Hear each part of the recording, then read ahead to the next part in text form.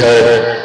लोग सवाल करते हैं कि असदुद्दीन ओवैसी हैदराबाद को छोड़कर सीमांचल क्यों आता है। मोदी अमित शाह ये सवाल करते हैं, राजद के नेता भी ये सवाल करते हैं, कांग्रेस के बड़े बड़े नेता हमसे सवाल करते हैं कि तुम हैदराबाद को छोड़कर यहां सीमांचल को क्यों आते हो।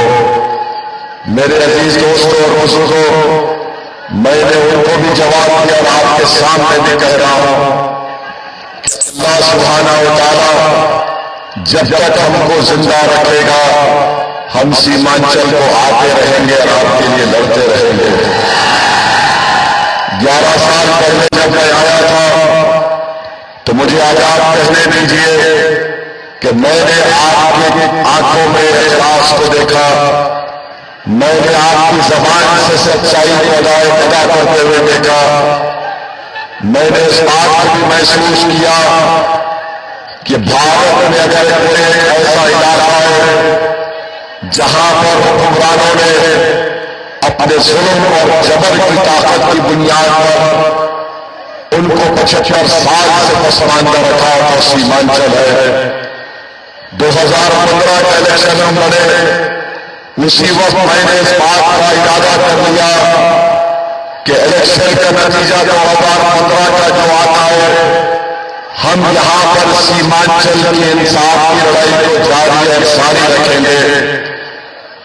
अल्हम्दुलिल्लाह अल्लाह ने हमको तौफीक दी कि हम बराबर सीमांचल की लड़ाई अख्तरुल ईमान साहब की क़ियादत में लड़ रहे हैं।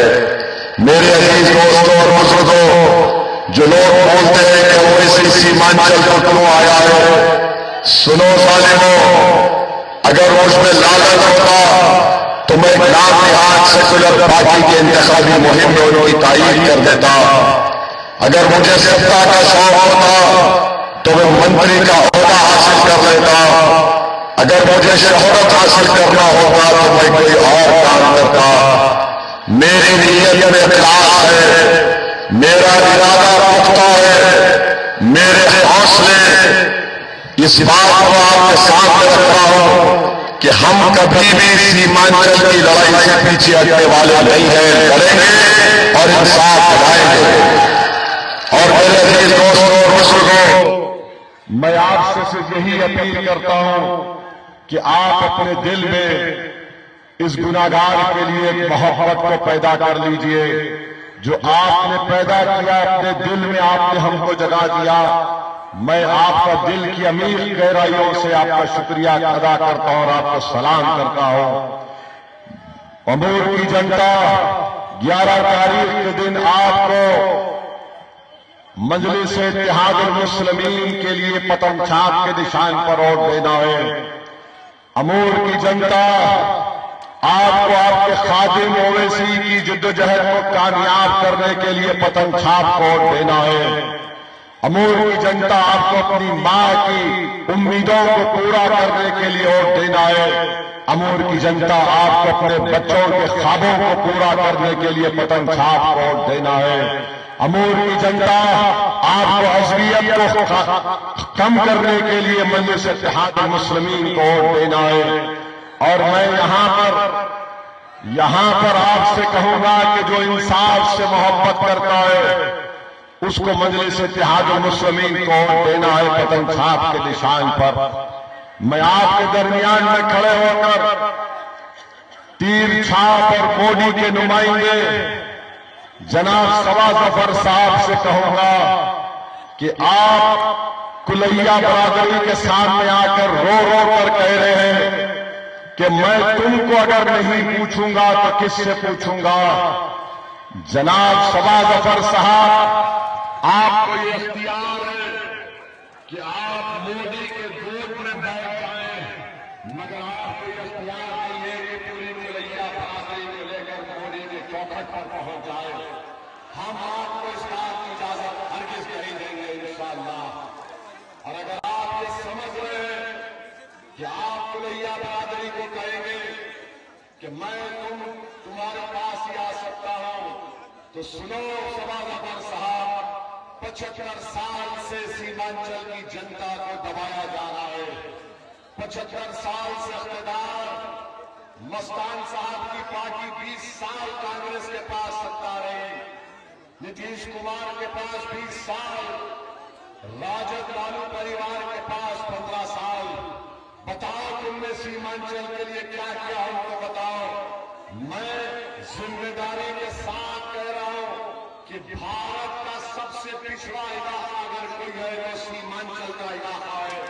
सबा जफर साहब, आप क्या मोदी की आंख में आंख डालकर बोल सकते हैं कि तूने ऐसा काला कानून क्यों बनाया जिसके जरिए से मस्जिद, दरगाह, खानकाह, कब्रिस्तान को छीना जाएगा?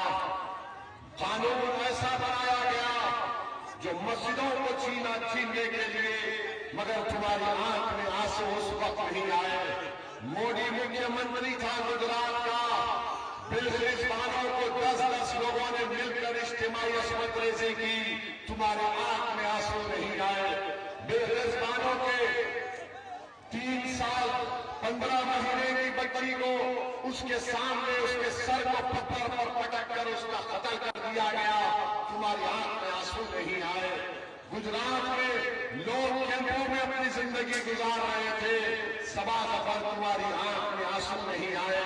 ट्रिपल तलाक का गलत कानून बनाया गया मुस्लिम खवातीन पर जुल्म करने के लिए, शरीयत में मदाखलत हुई, तुम्हारे आंख में आंसू नहीं आए। बुलडोजर चला मस्जिदों पर, दरगाहों पर, घर पर, तुम्हारे आंख में आंसू नहीं आए। बच्चों को गोली मार दी गई, तुम्हारे आंख में आंसू नहीं आए। आज तुम मोदी के नुमाइंदे बनकर तुम हमारे पास आकर कह रहे हो मैं तुम्हारे पास नहीं जाऊंगा तो किधर जाऊंगा? सबा जफर, तू रुख कर मोदी की तरफ और हम हल्का की तरफ रुख करेंगे। तुम कुल्हिया के नाम पर वोट मांगते हो तो दूसरी तरफ मस्तान साहब बोलते हैं कुल्हिया जीत जाएगा, सुरजापुरी को वोट दो। वाह, 30 साल की तुम्हारी राजनीति और तुम आज असबियत का नाम ले रहे हो। ओवैसी अमूर की जनता और रोटा की जनता के दरमियान में खड़े होकर सबा जफर को और मस्तान साहब को जवाब देता है, जनता वोट देगी अमूर की तो सीमांचल के इंसाफ के नाम पर देगी इंशाअल्लाह ताला, अमूर के विकास के नाम पर देगी। तुम असबियत का नाम लेते हो। अरे बताओ, कानून बना दिया मोदी ने, वक्फ का काला कानून बनाया तो सबा जफर दुनिया ने देखा, अल्लाह ने हमको तौफीक दी, एक ओवैसी भारत के पार्लियामेंट में 540 के ऐवान में अकेला था। सुनो रोटा की जनता, सुनो अमूर और सीमांचल की जनता, मैं अकेला खड़े होकर पिछले 11 साल से मोदी के हर कानून की मुखालिफत पार्लियामेंट में कर रहा हूं। ट्रिपल तलाक का कानून 3 बार लाया गया, मैंने उसकी मुखालिफत की। CAA का कानून गैर संविधान से बनाया गया, मैंने उस कानून को फाड़ दिया। वक्फ का कानून आया तो मोदी और अमित शाह की आंखों में आके डालकर मैंने कहा ये संविधान के खिलाफ है, ये मस्जिदों को छीनने का कानून है, उस कानून को हमने फाड़ दिया। बताओ सबा जफर, क्या तुम्हारे पार्टी के तीर छाप के लोगों ने तो तारीफ की थी उस कानून की, तुम्हारे आंख में आंसू नहीं आए। और मस्तान साहब, आपको अल्लाह ने 30 साल का मौका दिया, आप अख्तरुल ईमान को गाली देते हैं। मेरे पास शायद उनका वो गाली का वीडियो है, सुनाता हूं आपको।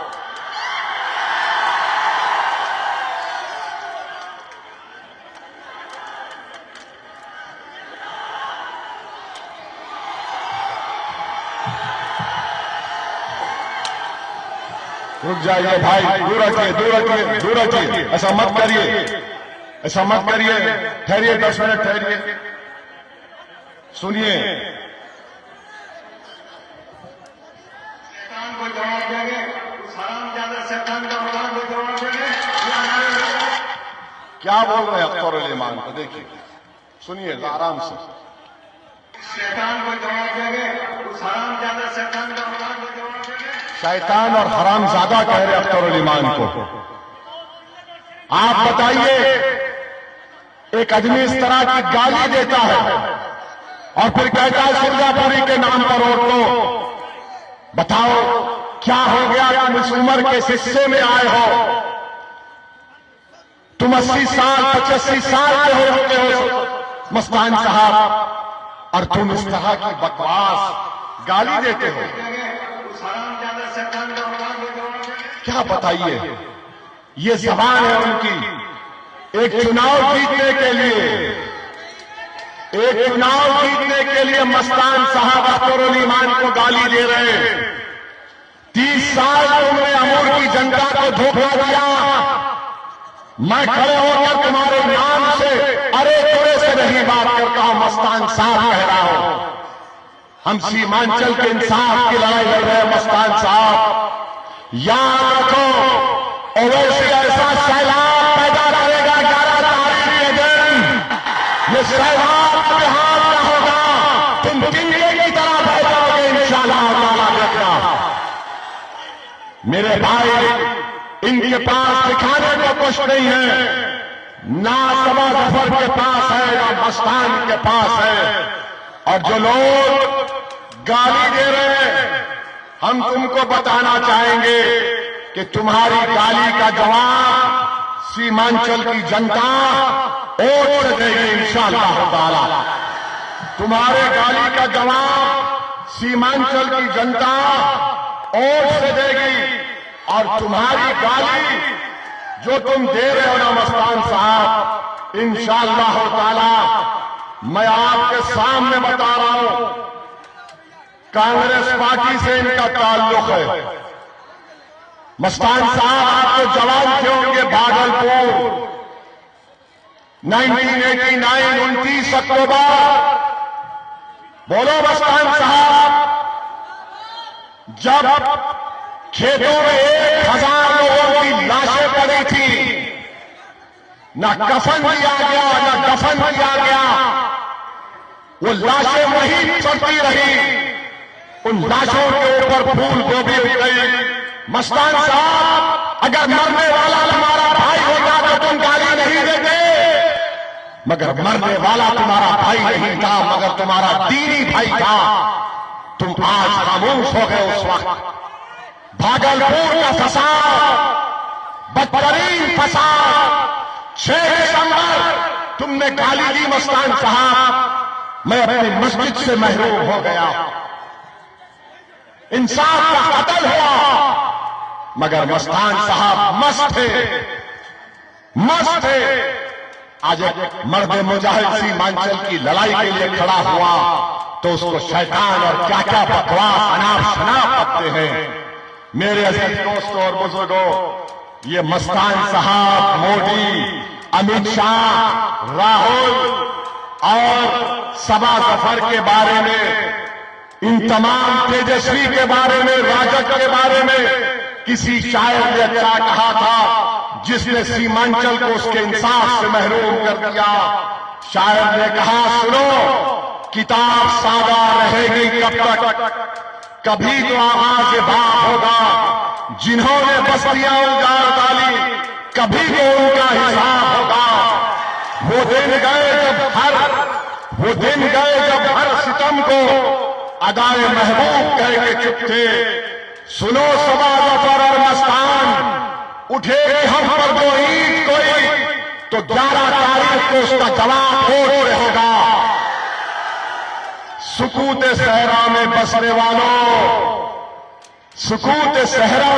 वालों, जरा रुतों का मिजाज तो देखो अमूल का।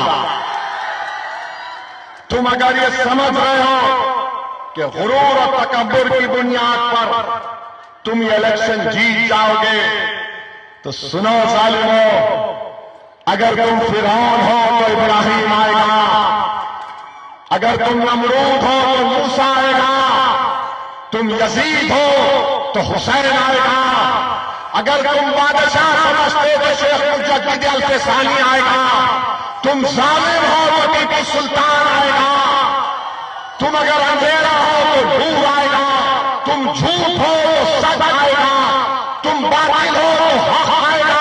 और सुनो मस्तान, और सुनो तबादला, तुम दोनों हो तो अमली आएगा इंशाअल्लाह। अख्तरुल ईमान जिंदाबाद। आज ये बात कर रहे हैं। और सुनो सीमांचल की जनता, 11 साल से ओवैसी सीमांचल कह रहा है, और इनको दिख गया कि ओवैसी और मजलिस इत्तेहाद और मुस्लिमीन ने सीमांचल के घर घर में पतन छाप का पैगाम पहुंचा दिया। इन्होंने देख लिया कि मां और बहनों के दिलों दिमाग पर पतन छाप छा गया। इन्होंने देख लिया कि अहले दिल रात के अंधेरे में उठकर इस समाज की कामयाबी के लिए रो रो कर अल्लाह से दुआ कर रहे हैं। तो कौन कौन क्या कर रहा है? मोदी आ गए सीमांचल को, अमित शाह आ गया सीमांचल को, राहुल आ गए सीमांचल को, तेजस्वी आ गया सीमांचल को, चिराग पासवान आ गए सीमांचल को, और ये सब मिलकर एक ओवैसी पर हमला करना चाहते हैं। याद रखो, याद रखो, 10 गीगर मिलकर शेर का मुकाबला कभी नहीं कर सकते, ना करेंगे। क्यों मुकाबला करने आ रहे हो? सब डर रहे हैं, क्योंकि जानते अगर अख्तरुल ईमान जीत गया तो इनका जीना हराम कर देगा। वो सीमांचल को लड़ेगा, रिश्वतखोरी का खात्मा करेगा। इसने 5 साल में सुरजापुरी, कुल्हैया, अंसारी, शेख को लेकर काम किया। इनको डर लग रहा है कि ये हमारी असलियत को हमेशा के लिए खत्म कर देगा। खत्म करेंगे इंशाअल्लाह ताला।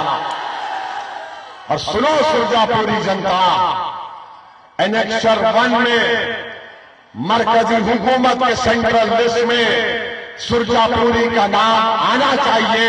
ओवैसी तुमसे वादा कर रहा है कि मैं लड़ूंगा उसके लिए इंशाअल्लाह।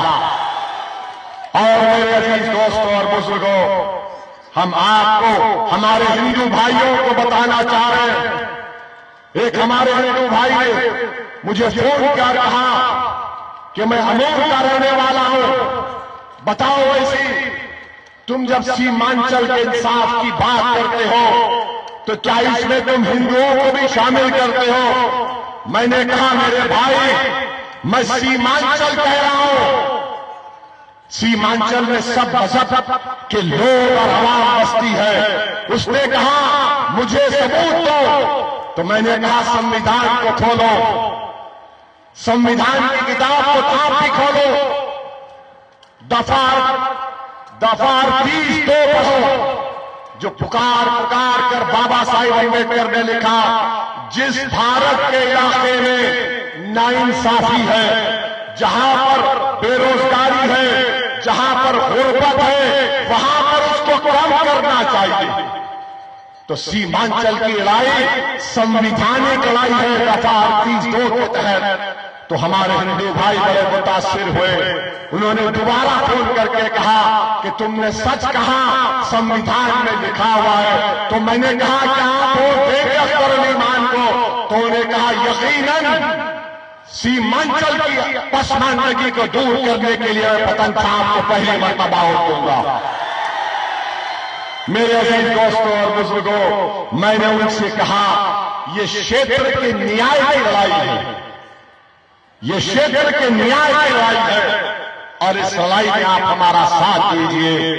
याद रखिए, चुनाव की इंतखाबी मुहिम आज खत्म हो जाएगी, नतीजा 14 को आएगा इंशाअल्लाह। अख्तरुल ईमान कामयाब होंगे, मगर सीमांचल की लड़ाई में गुनाहगार करते रहेगा इंशाअल्लाह ताला।